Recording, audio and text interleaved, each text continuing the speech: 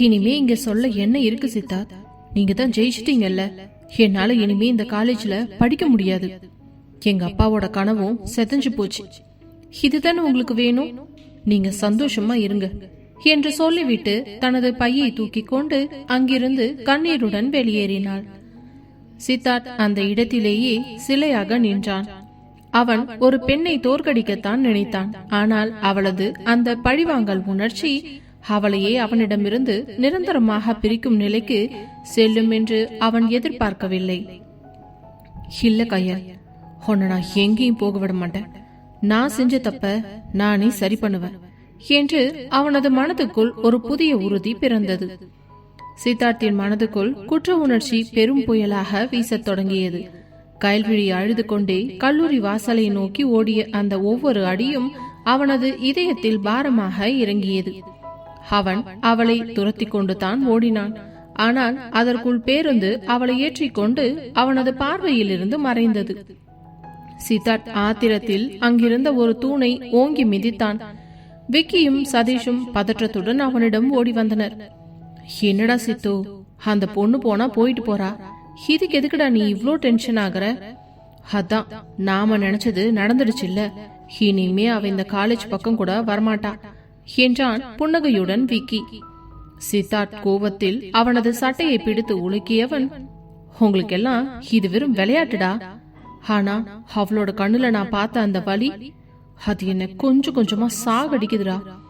நான் அவளை வெறுக்கணும்னு தான் நினைச்சேன். ஆனா அவளோட உழைப்ப அழிக்கிற அளவுக்கு நான் ஒரு கோழைய மாறிட்டேனே என்று கத்தினான். அப்பொழுது ஷாலினி அங்கே வந்தவள், சித்து, நீ இப்போ அந்த பிச்சைக்காரிக்காக எங்க கிட்ட சண்டை போடுறியா? அவளுக்கு இதுவும் வேணும், இதுக்கு மேலேயே வேணும் என்று இலக்காரமாக சொல்ல சித்தார்த் அவளை ஒரு கொடூரமாக முறைத்து பார்த்தவன், இங்க பாரு ஷாலினி, இனிமே கயல்விழி விஷயத்துல நீங்க யாருமே தலையிடக்கூடாது. அதையும் மீறி ஏதாவது பண்ணுனீங்கன்னா அப்புறம் சித்தார்த் யாருன்னு உங்களுக்கு தெரியும் இல்ல. நான் என்ன செய்வேன்னு எனக்கே தெரியாது என்று எச்சரித்து விட்டு தனது காரை எடுத்துக்கொண்டு கயல்விழியின் வீட்டை நோக்கி பறந்தான். அவன் கயல்விழியின் வீட்டை அடைந்த போது மழையின் ஈரம் இன்னும் அங்கேயே இருந்தது. அந்த சிறிய ஓட்டு வீட்டின் ஜன்னல் வழியாக கயல்விழி தனது அப்பாவிடம் அழுது கொண்டிருப்பதை அவன் கண்டான். அப்பா, என்னால முடியலப்பா. அங்க இருக்கிறவங்க எல்லாரும் என்ன ரொம்பவே கேவலப்படுத்துறாங்க. நான் கஷ்டப்பட்டு ரெடி பண்ண என் ப்ராஜெக்ட் எல்லாத்தையுமே அழிச்சிட்டாங்கப்பா. எனக்கு அந்த காலேஜே வேண்டாம்ப்பா, எனக்கு சுத்தமா பிடிக்கல என்று கயல்விழி கதற அவளது அப்பா சுந்தரம் அவளை ஆறுதலாக தேற்றிக் கொண்டிருந்தார். கயல், நீ ரொம்ப தைரியமான பொண்ணுமா. யாருக்காகவும் உன்னோட கனவை விட்டு கொடுக்காதே. அந்த சித்தார்த் பையன் தப்பு பண்றானா அதை எதிர்த்து நீ நில்லு.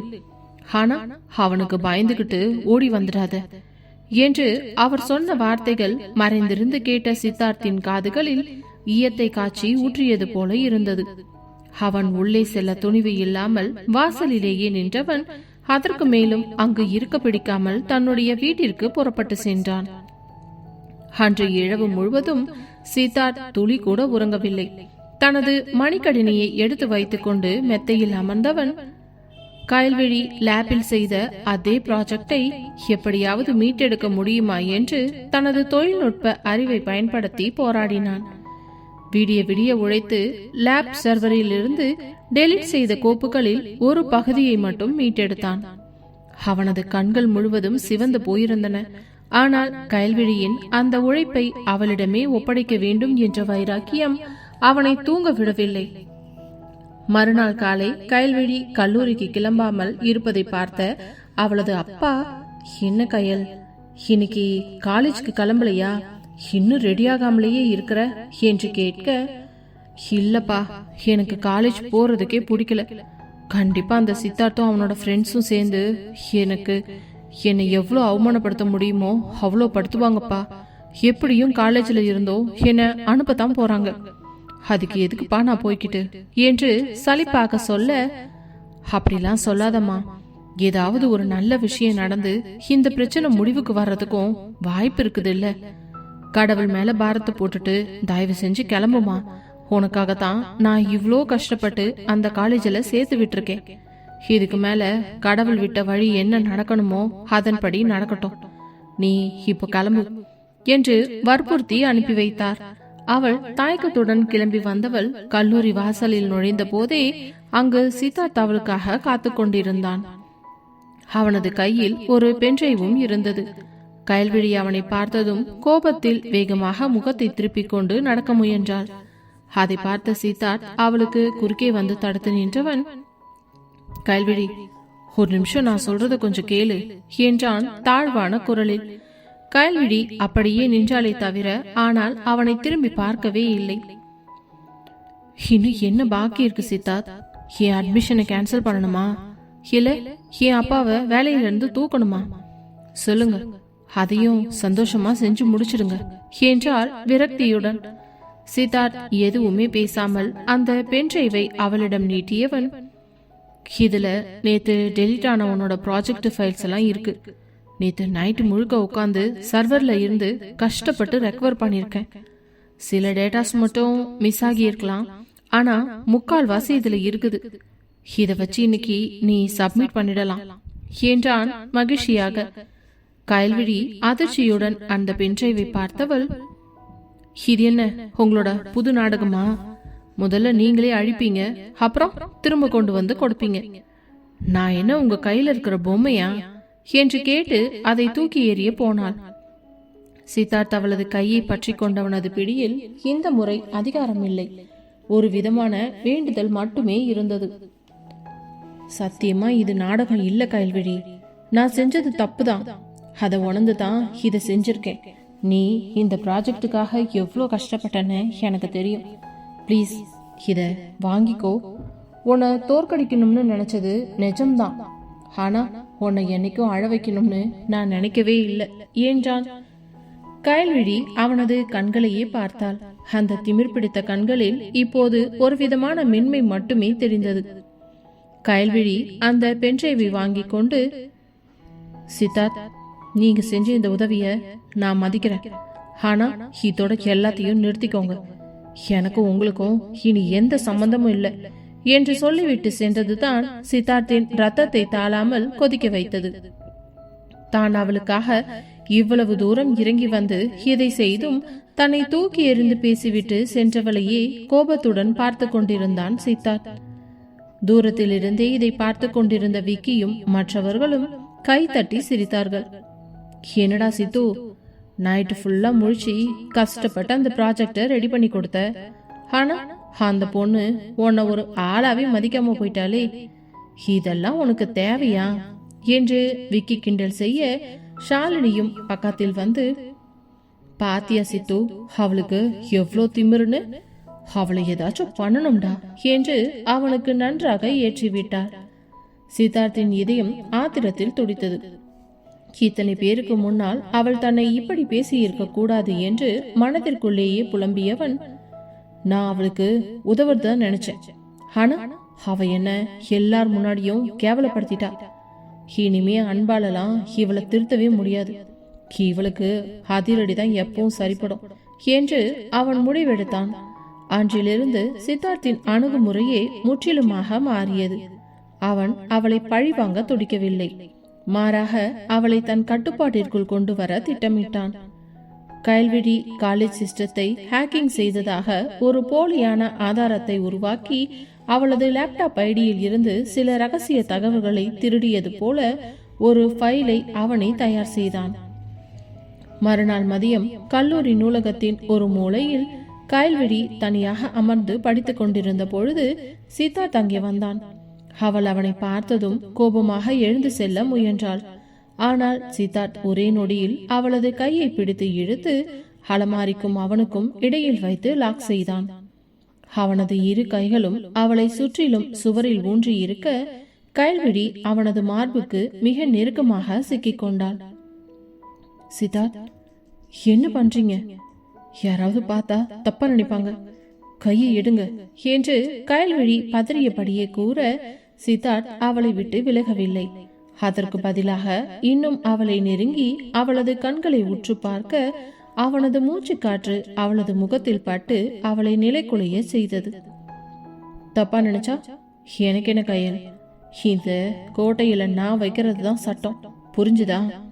இதோ பாரு, இதுல இருக்கிறது என்னன்னு தெரியுதா என்று தனது கைபேசியை காட்டினான்.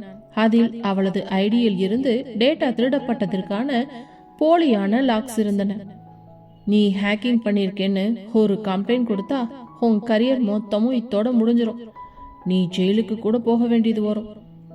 இப்ப சொல்லு, நான் சொல்றத கேட்க போறியா இல்ல உன் வாழ்க்கையே இங்கேயே முடிச்சுக்க போறியா என்று மிக தாழ்வான ஆனால் அதிகாரமான குரலில் கேட்டான். கயல்விழி அவனை அதிர்ச்சியுடன் பார்த்தவள், சித்தார்த், இதெல்லாம் ரொம்ப அநியாயம். நான் அப்படிலாம் எதுவுமே பண்ணலன்னு உங்களுக்கு நல்லாவே தெரியும். ஆனாலும் ஏன் இப்படி பண்றீங்க? ஆமா கயல், எனக்கு தெரியும் தான். ஆனா அது இந்த காலேஜுக்கு தெரியாதுல்ல. இப்போ இந்த ஆதாரத்தை நான் டெலீட் பண்ணணும்னா நான் சொல்றதை தான் கேட்கணும். இனிமே இந்த காலேஜ்ல நீ எப்பவும் ஏன் கூட தான் இருக்கணும். நான் எப்ப கூப்பிட்டாலும் ஏன் என்னன்னு காரணமே கேட்காம வரணும். நான் எப்பெல்லாம் உன்னை இப்படி லாக் பண்ணி பேசினாலும் நீ அமைதியா தான் நிக்கணும், புரிஞ்சுதா என்று அவளது காதோரம் குனிந்து ரகசியமாக சொன்னான். அவனது நெருக்கம் அவளுக்குள் ஒரு இனம் புரியாத அச்சத்தையும் அதே சமயம் ஒருவித மின்சாரத்தையும் பாய்ச்சியதை போல உணர்ந்தவள், நீங்க ஒரு மிருகம் சித்தார்த் என்று முணுமுணுத்தாள். சித்தார்த் ஒரு விகாரமான புன்னகையுடன் அவளது முகத்தை இன்னும் நெருங்கி வைத்தவன், ஆமாண்டி, நான் உனக்காக பிறந்த மிருகம். இப்போ நீ கிளம்பு. இதுக்கு மேலேயும் நான் உன் பக்கத்துல இவ்வளோ நெருக்கமா நின்றுகிட்டு இருந்தேன்னா அப்புறம் நடக்கிற எதுக்கும் நான் பொறுப்பாக மாட்டேன். லஞ்ச் டைம்ல நான் கேன்டீன்ல வெயிட் பண்ணிக்கிட்டு இருப்பேன். ஒழுங்கா நீ என் பக்கத்துல நான் சொல்லாமலேயே வந்து உட்காரணும். ஒரு நிமிஷம் லேட் ஆனாலும் இந்த ஃபைலு பிரின்சிபாலோட டேபிளுக்கு போயிடும் என்று சொல்லிவிட்டு அவளது கன்னத்தில் தன் விரல்களால் மெல்ல வருடி விட்டு அங்கிருந்து சென்று விட்டான். அந்த அறையை விட்டு வெளியே சென்றவனுக்கு அப்பொழுதுதான் நிம்மதியாக மூச்சு விடவே முடிந்தது. அவளுடைய அருகாமை தன்னை இந்த அளவுக்கு தடுமாற வைக்கும் என்று இதுநாள் வரை அறியாதவனுக்கு புதுவிதமான அனுபவமாக இருந்தது. கயல்விழி அவன் சென்ற பிறகும் அங்கேயே சிலையாக நின்றாள். அவனது வாசனை இன்னும் அவளை சுற்றி இருப்பது போலவே தோன்றியது. எங்கிருந்து இவன் என் வாழ்க்கைக்குள்ள வந்தான் என்று நினைத்தவளுக்கு அவனது அந்த முரட்டுத்தனமான ஆதிக்கம் ஒரு புறம் கோபத்தை தந்தாலும் அவனது அந்த தீவிரமான பார்வை அவளது மனதின் ஏதோ ஒரு மூலையை வருடிக்கொண்டே இருந்தது. நூலகத்தில் சித்தார்த் கொடுத்த அந்த மிரட்டலுக்கு பிறகு கயல்விழிக்கு கல்லூரி ஒரு அழகான சிறைச்சாலையாகவே மாறியது. சித்தார்த் சொன்னது போலவே லஞ்ச் பிரேக்கில் அவள் தயங்கி தயங்கி கேன்டீனுக்கு வந்தாள். அங்கே ஒரு பெரிய மேஜையில் சித்தார்த் தன் நண்பர்களுடன் ராஜாவை போல அமர்ந்திருந்தான். கயல்விழி தூரத்தில் வருவதை பார்த்ததும் அவன் தன் அருகில் இருந்த நாற்காலியை தட்டி சைகை காட்ட அவள் மெதுவாக சென்று அவன் அருகில் அமர்ந்ததும் கேன்டீனில் இருந்த அத்தனை கண்களும் அவர்கள் மேலேயே இருந்தன. ஷாலினி ஆத்திரத்தில் தன் தட்டை ஓங்கி டம் என்று வைத்தாள். அவளை திரும்பி எரிப்பது போல ஒரு முறை முறைத்து பார்த்தவன், கயல், எனக்கு இந்த மீன் குழம்பு பிடிக்கல. நீ உன் தட்டுல இருக்கிற அந்த வெஜ் ரைஸை எனக்கு ஊட்டி விடு என்று சித்தார்த் அசால்ட்டாக சொல்ல கயல்விழியோ அதிர்ச்சியில் அவனை பார்த்தவள், சித்தார்த், என்ன பேசுறீங்க? எல்லாரும் நம்மளையே பாக்குறாங்க, என்னால முடியாது என்று தயங்கியபடியே கூற சித்தார்த் மெல்ல அவள் பக்கம் சாய்ந்தவன் அவளது தோளோடு தோல் உரசும் அளவுக்கு நெருங்கி வந்து அவள் காதோரம் குனிந்து, அந்த ஹேக்கிங் ஃபைல் இப்போ என் விரல் நுனியில தான் இருக்கு கயல். நான் ஒரு கிளிக் பண்ணா போதும். ஊட்டி விடுறியா இல்ல காலேஜ்ல எல்லார் முன்னாடியும் அசிங்கப்பட்டு நிக்க போறியா என்று மிரட்டியதும் அவளது உடல் எல்லாம் நடுங்க ஆரம்பிக்க அவளையே அறியாமல் அவளது கைகள் தானாகவே ஒரு ஸ்பூனில் சாப்பாட்டை எடுத்து அவனது வாய் அருகே நீட்டினாள். சித்தார்த் அவளது கண்களையே உற்று பார்த்தபடி அதை சாப்பிட்டவன், இன்னைக்கு சாப்பாடு ரொம்ப ருசியா இருக்கு கயல் என்று அவன் சிரித்த சிரிப்பில் ஒரு வெற்றி களிப்பு இருந்தது. ஒரு வழியாக வெறுப்புடனே அவனுக்கு சாப்பாட்டை ஊட்டி முடித்தவள் அங்கிருந்து எழப்போக அவள் கைப்பிடித்து இழுத்து மீண்டும் அமர வைத்தவன், கயல், நான் சாப்பிட்டேன் ஓகே, ஆனா நீ சாப்பிடாம எங்க போற? ஒழுங்கா உட்காந்து சாப்பிட்டுட்டு போ. இல்ல, எனக்கு வேண்டாம், பசி இல்ல, நான் போறேன். என்ன, பசி இல்லையா? சரி உட்கார், உனக்கு நானே ஊட்டி விடுறேன் என்றதும் அவள் கண்கள் இரண்டும் அப்படியே அதிர்ச்சியில் வெளியே வந்து விழுந்து விடுவது போல இருந்தது. அதில் பதறியவள், இல்ல, நானே சாப்பிட்டுக்கிறேன் என்று அவளை அமர்ந்து சாப்பிட தொடங்கினாள். கடகடவென்று பேருக்கு கொஞ்சமாக சாப்பிட்டு விட்டு அவனிடம் சொல்லிக் கொள்ளாமல் அங்கிருந்து வேகமாக ஓடிவிட்டாள். அதற்குள் அவளுக்கு கிளாஸ் ஆரம்பிக்க வேறு வழி இல்லாமல் உள்ளே சென்று அமர்ந்து கொண்டாள். ஆனால் பாடத்தை அவளால் சரிவர கவனிக்க முடியவில்லை. சித்தார்த் இன்று செய்தது அவளுக்கு மிகவும் வருத்தமாக இருந்தாலும் கொஞ்சம் பிடிக்கவும் தான் செய்தது. அவளையும் அறியாமல் அவளுடைய மனசுக்குள்ளே அவன் கொஞ்சம் கொஞ்சமாக நுழைத்து கொண்டிருந்தான். பாடத்தை சரியாக கவனிக்க முடியாமல் அவள் மனம் தடுமாறி கொண்டிருந்ததால் மிகவும் குழப்பத்திலேயே இருந்தவள் மதிய வகுப்பு முடிந்ததும் மொட்டை மாடியில் இருக்கும் வாட்டர் டேங்க் அருகே தனியாக சென்று நின்றாள். அவளுக்கு அழுகை முட்டிக்கொண்டு வந்தது. ஏன் இப்படி என்ன சித்திரவதை பண்றான் என்று நினைத்த போதே பின்னால் இருந்து ஒரு கை அவளது வாயை பொத்தியது. அவள் பயந்து அலறுவதற்குள் அவளை அங்கிருந்த ஒரு குறுகிய சுவருக்கும் அவனுக்கும் இடையில் வைத்து லாக் செய்த சித்தார்த், என்கிட்ட சொல்லாம இங்க எதுக்கு வந்த என்று அவன் கோபமாக கேட்க, அவனது முகம் அவளது முகத்திற்கு ஒரு நூல் இடைவெளியில் தான் இருந்தது. உங்களுக்கு பயந்து பயந்து எனக்கு பைத்தியமே பிடிச்சிரும் போல இருக்குது சித்தார்த்.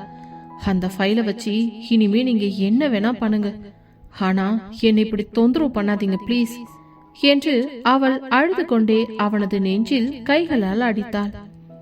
சித்தார்த் அவளது 2 கைகளையும் பிடித்து சுவரோடு சேர்த்து அழுத்தி பிடிக்க அவனது பிடியில் இருந்த அந்த வலி அவளுக்கு பழக்கமாகி விட்டிருந்தது.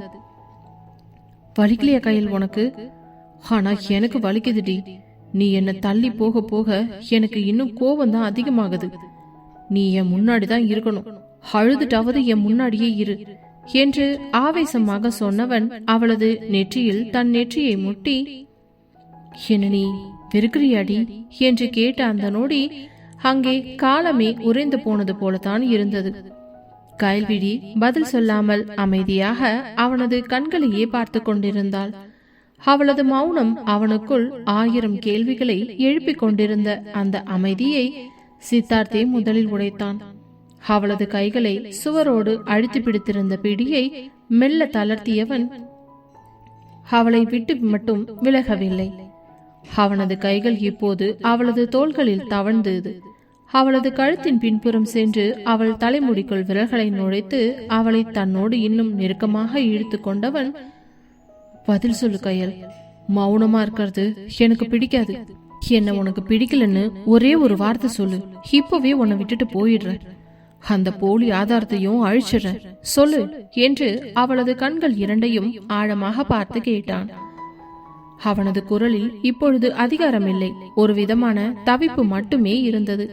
கயல்விழியின் இதயம் ஒரு மேளம் போல அடித்துக் கொண்டிருந்தது. அவளால் பிடிக்கவில்லை என்று பொய் சொல்ல முடியவில்லை. அவனது அந்த முரட்டுத்தரமான உரிமையிலும் எந்நேரமும் தன்னையே சுற்றி அவன் சுழல்வதும் அவளது மனம் அறியாமல் அவன் மேல் ஒரு ஈர்ப்பில் சிக்கியிருந்தது. நீங்க பண்றது எதுவுமே சரியில்லை சித்தார்த். ஒரு பொண்ணை மிரட்டி பக்கத்துல வச்சுக்கிறதுக்கு பேரு காதல் இல்ல என்று அவள் திக்கி திணறி சொன்னாள். அதை கேட்ட சித்தார்த் ஒரு மெல்லிய புன்னகையுடன் அவளது மூக்கோடு தன் மூக்கை வைத்து உரசியவன், எனக்கு தெரியும் கயல், ஆனா உன்னை விட்டுட்டு என்னால ஒரு நிமிஷம் கூட இருக்க முடியல. உன்னை சீண்டும் போது நீ காட்டுற அந்த ஆத்திரம், நீ அழற அந்த அழகு, இதெல்லாம் ஏன் சொத்து, நீ எனக்கு மட்டும்தான் என்று சொல்லி அவளது இடையை சுற்றி தன் கைகளை போட்டு அவளை மொத்தமாக தூக்கி அந்த வாட்டர் டேங்க் சுவற்றின் மீது அமர வைத்தான். இப்பொழுது கயல்விழி உயரத்தில் இருக்க சித்தார்த் அவளது கால்களுக்கு இடையில் புகுந்து நின்று கொண்டு அவளை நிமிர்ந்து பார்த்தவன், இன்னைக்கு இதுக்கு மேல நீ எந்த கிளாஸுக்கும் போக வேண்டாம், இங்கேயே என் கூடவே இருக்கணும், புரிஞ்சுதா என்றான் பிடிவாதமாக. சித்தார்த், இதெல்லாம் ரொம்ப ஓவர். எனக்கு என்னோட அட்டெண்டன்ஸ் ரொம்ப முக்கியம். அதுவும் இல்லாம இன்னைக்கு பிராக்டிகல்ஸ் இருக்கு. என்று அவள் கீழே இறங்க முயல அவன் அவளது இடுப்பை பிடித்து இன்னும் இறுக்கமாக தன்னோடு சேர்த்து நெருக்கி கொண்டவன், அட்டெண்டன்ஸ் பத்தியெல்லாம் நீ கவலைப்படாத. இந்த காலேஜ்ல உனக்கு அவுட் ஆஃப் 100 மார்க்ஸ் வரும். அத நான் பாத்துக்கிறேன். ஆனா இப்போ நீ இங்கிருந்து நகரவே கூடாது என்று சொல்லி அவளது மடியில் தன் தலையை சாய்த்து கொண்டான். அவனது இந்த திடீர் மாற்றம் கயல்விழியை ஒரு நிமிடம் திக்குமுக்காட செய்தது. ஒரு சிங்கம் ஒரு குழந்தையைப் போல அவளது மடியில் சாய்ந்திருப்பதை அவளால் நம்ப முடியவே இல்லை. கயல்விழி மெதுவாக தன் கையை உயர்த்தி அவனது அடர்த்தியான முடியை தொடப்போனாள். ஆனால் சட்டென்று ஏதோ ஞாபகம் வந்தவளாக கையை பின்னால் இழுத்து கொண்டாள். ஏண்டி கையை திரும்ப எடுத்துட்ட? தொடு கயல் என்று அவன் கண்களை மூடிக்கொண்டே சொல்ல கயல்விழிதான் அதிர்ந்து போனாள். கண்ணை மூடிட்டு இருந்தாலும் நான் என்ன பண்றேன்னு உங்களுக்கு எப்படி தெரியுது என்று ஆச்சரியமாக கேட்க சித்தார்த் கண்ணை திறந்தவன் காதல் கலந்த ஒரு பார்வையை அவள் மீது வீசி, ஏனா என் உயிர் இப்போ உன்கிட்ட இருக்கு கயல். நீ எப்போ மூச்சு விடுற, எப்போ பயப்படுற, எப்போ என்ன ரசிக்கிறன்னு எனக்கு தெரியும் என்றான். சரியாக அந்த நேரம் மொட்டை மாடியின் கதவு திறக்கும் சத்தம் கேட்டது. விக்கியும் ஷாலினியும் அங்கே வந்தவர்கள் சித்தார்த்தும் கயல்விழியும் அவ்வளவு நெருக்கமாக இருப்பதைக் கண்ட ஷாலினியின் முகம் பொறாமையில் கருகியது. சித்து, என்ன இது? இந்த லோ கிளாஸ் பொண்ணு கூட வாகி இப்படி க்ளோஸா இருக்க? அங்க எல்லாரும் உன்னை தேடிக்கிட்டு இருக்காங்க என்று ஷாலினி கத்தினாள். சித்தார்த் கயல்விழியை விட்டு விலகாமல் தலையை மட்டும் திருப்பி ஷாலினியை பார்த்தான். அவனது கண்கள் கோபத்தில் சிவந்திருந்தது. ஹேய் ஷாலினி, நான் இங்க அவ கூட தனியா இருக்கேன்னு தெரிஞ்சும் நீ உள்ள வந்திருக்கல்ல, இதுதான் உனக்கு கடைசி எச்சரிக்கை. இனிமே நான் கயல் கூட இருக்கும்போது எவனாவது குறுக்கே வந்தா அவன் உயிரோடவே இருக்க மாட்டான், ஜாக்கிரதை. விக்கி, அவளை இங்கிருந்து கூட்டிட்டு போடா என்று கர்ஜித்தான். சித்தார்த்தின் அந்த கோபத்தை பார்த்த விக்கி பயந்து போய் ஷாலினியை இழுத்து கொண்டு அங்கிருந்து ஓடினான். கயல்விழிக்கு இப்பொழுதுதான் பயம் அதிகமாக வந்தது. சித்தார்த், இதெல்லாம் வேணாம். ஷாலினி ஏதாவது தப்பா பண்ணுவா. அவளை ஏன் அப்படி திட்டுனீங்க? உன்னை பத்தி அவளாவது ஒரு வார்த்தை தப்பா பேசினா கூட என்னால தாங்க முடியாது கயல். நீ என் உயிரடி என்று சொல்லி மீண்டும் அவளை சுவரோடு சாய்த்தான். இந்த முறை அவனது இதழ்கள் அவளது கன்னத்தில் மென்மையாக உரசி சென்றன. அன்று மாலை கல்லூரி முடியும் வரை அவன் அவளை விடவே இல்லை. தனது காரில் அவளை ஏற்றிக்கொண்டு ஊருக்கு ஒதுக்குப்புறமாக இருக்கும் ஒரு ஏரிக்கரைக்கு சென்றான். போகும் வழியிலேயே தன்னை அறியாமல் சீட்டில் சாய்ந்து அப்படியே உறங்கி போனாள் கயல்விழி. அந்த ஏரிக்கரைக்கு சென்று கார் நின்றவுடன் தூக்கத்திலிருந்து மெல்ல எழுந்த கயல்விழி அங்கே யாருமே இல்லாததை பார்த்து அதிர்ச்சி அடைய, அதற்குள் சித்தார்த் கார் கதவை லாக் செய்துவிட்டு அவளை பட்டென்று தன் பக்கமாக இழுத்தான். அதில் பதறியவள், சித்தார்த், லேட் ஆகுது, அப்பா தேடுவாங்க என்று கயல்விழி கெஞ்சுவது போல பேச, ஓ அப்பாவுக்கு நான் மெசேஜ் பண்ணி சொல்லிட்டேன், நீ ஸ்பெஷல் கிளாஸ்ல இருக்கன்னு என்று அவன் கூலாக சொல்ல, கயல்விழி அதிர்ச்சியில் உறைந்தவள், நீங்க என்னோட போனை எப்ப எடுத்தீங்க? நீ தூங்கும் போதே உன்னோட எல்லா ரகசியத்தையும் நான் எடுத்துட்டேன் கயல் என்று சொல்லி அவளது போனை அவனிடம் நீட்டினான். அதில் அவனது புகைப்படம் வால்பேப்பராக வைக்கப்பட்டிருந்தது. கயல்விழிக்கு முகம் சிவந்தது. அது அது நான் வைக்கல. பொய் சொல்லாத கயல், ஹோ மனசுக்குள்ள நான் வந்துட்டேன்னு எனக்கு தெரியும். ஆனா அந்த திமிர் மட்டும் உனக்கு இன்னும் கொஞ்சம் கூட குறையல. அந்த திமிர நான் என் முத்தத்தாலேயே உடைப்பேன் என்று சொல்லி அவளது முகத்தை இரு கைகளாலும் ஏந்தி பிடித்து அவளது நெற்றியில் ஒரு நீண்ட முத்தத்தினை பதித்தான். அந்த நிமிடம் கயல்விழிக்கு தான் ஒரு கைதி என்ற உணர்வே மறைந்து போனது. அடுத்த நாள் காலை கல்லூரிக்கு வந்த கயல்விழி கிளாஸ் ஆரம்பித்ததும் பாடத்தை உன்னிப்பாக கவனிக்க தொடங்கினாள். இப்பொழுது அவள் மனதில் சித்தார்த்தை பற்றிய எந்த எண்ணமும் இல்லை. அவளுக்கு படிப்பு மட்டுமே சிந்தனையில் இருந்தது. இனிமேல் அவனால் தனக்கு எந்த பிரச்சனையும் வராது என்று முழுமையாக நம்பினாள். அன்று காலை முதலே கயல்விழிக்கு மனம் ஒரு நிலையில் இல்லை. எகனாமிக்ஸ் வகுப்பில் பேராசிரியர் நடத்திய அந்த புள்ளி விவர கணக்குகள் அவளுக்கு சுத்தமாக புரியவில்லை. எப்பொழுதும் பாடங்களில் முதல் மாணவியாக இருக்கும் அவளுக்கு இன்று ஒரு சிறு சந்தேகம் மனதை குடைந்து கொண்டே இருந்தது. ஆனால் அதே வகுப்பில் அமர்ந்திருந்த நவீன் என்ற மாணவன் பேராசிரியர் கேட்ட அத்தனை கடினமான கேள்விகளுக்கும் மிக தெளிவாக பதிலளித்ததை அவள் கவனித்தாள். இடைவேளை நேரத்தில் எப்படியாவது அந்த சந்தேகத்தை தீர்த்து கொள்ள வேண்டும் என்று முடிவு செய்த கயல்விழி கிளாஸ் முடிந்ததும் நவீனைத்தான் தேடிச் சென்றாள். கல்லூரி மைதானத்தின் ஒரு ஓரத்தில் இருந்த சிமெண்ட் பெஞ்சில் நவீன் படித்துக் கொண்டிருப்பதை பார்த்து அவன் அருகில் சென்றவள், நவீன் ஒரு நிமிஷம் என்றதும், சொல்லு கயல். இன்னைக்கு சார் நடத்தின அந்த கிராஃப்ட் தியரி எனக்கு கொஞ்சம் புரியல. உனக்கு தெரிஞ்சா அதை எனக்கு கொஞ்சம் விளக்கமா சொல்லித் தரியா என்று அவள் தயக்கத்துடன் கேட்க, நவீன் ஒரு மெல்லிய புன்னகையுடன், கண்டிப்பா கயல்விழி, அது ஒன்னும் அவ்வளோ கஷ்டமில்ல என்று சொல்லி தனது நோட்டு புத்தகத்தை விரித்தான். இருவரும் பாடத்தை பற்றி தீவிரமாக விவாதித்துக் கொண்டிருந்தனர். நவீன் சொல்லிக் கொடுப்பதை ஆழமாக கவனித்துக் கொண்டிருந்த கயல்விழி அவ்வப்போது அவனது குறிப்புகளை தனது நோட்டில் எழுதி கொண்டிருந்தாள். அவர்கள் இருவரும் மிகவும் இயல்பாக பேசிக் கொண்டிருந்த அந்த தருணம் தூரத்தில் இருந்த ஒரு ஜோடி கண்களை இரத்த சிவப்பாக மாற்றியது. சித்தார்த் தனது நண்பர்களுடன் கேண்டீன் வாசலில் நின்று கொண்டிருந்தான். கயல்விழி ஒரு பையனுடன் அவ்வளவு நெருக்கமாக அமர்ந்து சிரித்து பேசிக் கொண்டிருப்பதை பார்த்ததும் அவனது கையில் இருந்த சோடா பாட்டிலே நொறுங்கும் அளவுக்கு அவனது பிடி இறுகியது. அவனது அகந்தைக்கும் அவனது காதலுக்கும் இடையில் ஏதோ ஒன்று சுருக்கென்று தைக்க, யாருடாவன், எவனே தெரிஞ்சுக்காமலே அவன் கூட அவ்வளவு சிரிப்பா என்று பற்களை கடித்தபடி புயலென அந்த திசையை நோக்கி நடந்தான். அவனது காலடி சத்தம் அந்த இடத்தையே அதிர வைத்தது. நவீனும் கயல்விழியும் பேசிக் கொண்டிருந்த அந்த இடத்திற்கு வந்த சித்தார்த் ஒரு நொடி கூட யோசிக்காமல் அங்கிருந்த நவீனின் நோட்டு புத்தகத்தை ஓங்கி தட்டிவிட்டவன், ஹேய், என்ன நடந்துகிட்டு இருக்கீங்க என்ற அவனது கர்ஜனை அந்த மைதானத்தையே ஒரு நிமிடம் அமைதியாக்கினது. நவீன் அதிர்ச்சியில் எழுந்து நிற்க, கயல்விழி கோபத்துடன், சித்தார்த், இது என்ன அநாகரிகம்? நாங்க பாடம் படிச்சுக்கிட்டு இருக்கோம், எதுக்கு இப்போ வந்து இப்படி சத்தம் போடுறீங்க என்று கோபமாக கேட்டாள். சித்தார்த் நவீனை ஒரு கொடூரமான பார்வை பார்த்தவன், படிப்பா இல்ல படிக்கிற பேர்ல வேற ஏதாவதா? தம்பி, இப்போவே இங்க இருந்து கிளம்பு, இல்லனா உன் கை கால் எல்லாம் உருப்படியா வீட்டுக்கு போகாது என்று நவீனை மிரட்ட, அவன் பயந்து போய் தனது பொருட்களை எடுத்துக்கொண்டு அங்கிருந்து ஓடிவிட்டான். நவீன் சென்றதும் சித்தார்த் கயல்விழியின் கையை பலமாக பிடித்து இழுத்து கொண்டு செல்ல, ஐயோ விடுங்க சித்தார்த், கை வலிக்குது, என்னை எங்க கூட்டிட்டு போறீங்க என்று அவள் கத்தினாலும் அவன் அதை காதில் வாங்கவே இல்லை. கல்லூரி கட்டிடத்தின் பின்புறம் இருந்த அந்த ஆள் நடமாட்டம் இல்லாத அந்த பழைய ஸ்டோர் ரூம் பகுதிக்கு அவளை இழுத்துச் சென்றான். அங்கே அவளை ஒரு சுவரோடு சேர்த்து ஓங்கி தள்ளியவன் தனது இரு கைகளையும் அவளது தலைக்கு இருபுறமும் ஊன்றி அவளை லாக் செய்தான். அவனது முகம் அவளது முகத்திற்கு மிக அருகில் இருந்தது. அவனது மூச்சு காற்றில் இருந்த அந்த ஆத்திரம் அவளது முகத்தை சுட்டது. எதுக்குடி அவன் கூட அவ்வளவு நெருக்கமா உட்காந்து பேசிக்கிட்டு இருந்த? அவன் என்ன அவ்வளோ பெரிய அறிவாளியா?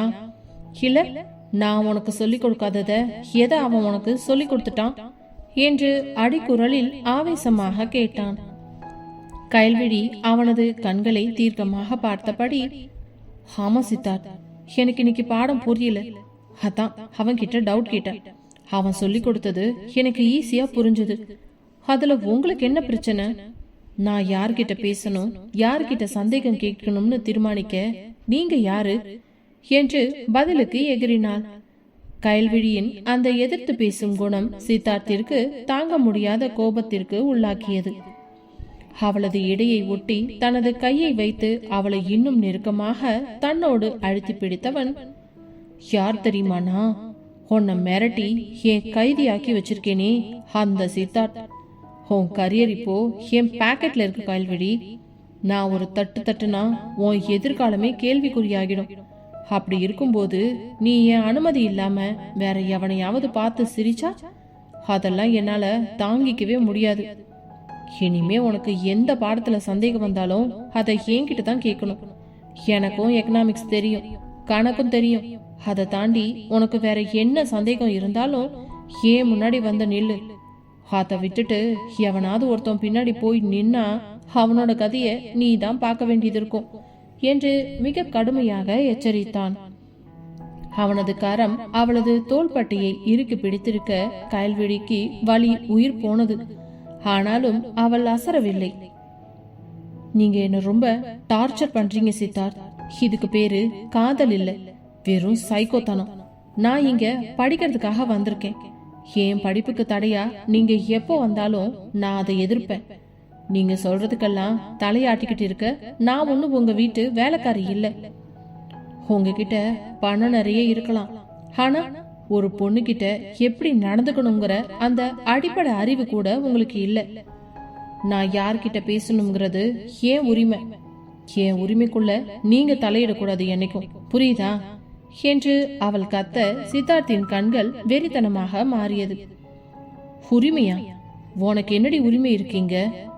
உன் நிழல் கூட ஏன் அனுமதி இல்லாம அசையக்கூடாதுன்னு நான் சொல்லியிருக்கேன்ல, அதையும் மீறி நீ எகிரி பேசுறியா என்று சொல்லி சட்டென்று அவளது முகத்தை இரு கைகளாலும் ஏந்தி பிடித்து அவள் இதழ்களை தனது கட்டை விரலால் அழுத்தி தேய்த்த அவனது அந்த அத்துமீறல் கயல்விழிக்கு ஒரு புறம் ஆத்திரத்தை தந்தாலும் அவனது அந்த நெருக்கம் அவளுக்குள் ஒரு நடுக்கத்தை உண்டாக்கியது. சித்தார்த் இன்னும் அவளை நெருக்கமாக நெருங்கியவன் அவளது கழுத்து வளைவில் தனது முகத்தை புதைத்து கொண்டு தன் இதழ்களால் அவள் கழுத்தில் உரசியபடியே, இன்னைக்கு அவன் கூட அவ்வளவு க்ளோஸா உட்காந்து சிரிச்சுக்கிட்டு இருந்தல்ல, அந்த சிரிப்புக்கு நீ இப்போ என்கிட்ட அபராதம் கட்டணும் என்று கரகரப்பான குரலில் சொன்னான். அவனது இந்த செய்கை கயல்விழிக்கு மிகுந்த கோபத்தை அளித்தது. விடுங்க சித்தார்த், என்ன பண்றீங்க? கையை எடுங்க என்று அவள் அவனை தள்ளிவிட போராடினான். ஆனால் ஒரு பாறையை போல அவன் அசையாமல் நின்றிருந்தான். மாட்டேன் கயல், நீ என்னை எவ்வளோ வெறுக்கிறியோ அவ்வளவுக்கு அவ்வளவு நான் உன் மேல பித்தாகிறேன். நீ என்ன கத்தனாலும் எவ்வளவு சண்டை போட்டாலும் நீ எனக்கு தான். நாளையில இருந்து நீ லேப்ல உட்காரும் போது உன் பக்கத்துல எவனும் இருக்க கூடாது. இருந்தா அவனுக்கு அதுதான் காலேஜோட கடைசி நாளா இருக்கும் என்று அவளது காதோரம் எச்சரித்து விட்டு அவளது கன்னத்தில் தனது பற்களால் ஒரு சிறு காயத்தை ஏற்படுத்தினான். வலி தாங்க முடியாமல் கயல்விழி கண்களை மூடிக்கொள்ள சித்தார்த் அவளை ஒரு தீர்க்கமான பார்வை பார்த்துவிட்டு அவளது பிடியை விடுவித்தவன், இனிமே நீ அந்த நவீன் கிட்ட பேசுறத நான் பார்த்தேன், அப்புறம் நடக்கிறதே வேற என்று சொல்லிவிட்டு அங்கிருந்து புயலென வெளியேறினான். கயல்விழி அங்கேயே சரிந்து அமர்ந்து அழுது கொண்டே அவனது அந்த ஆதிக்க காதலை நினைத்து தவித்தாள்.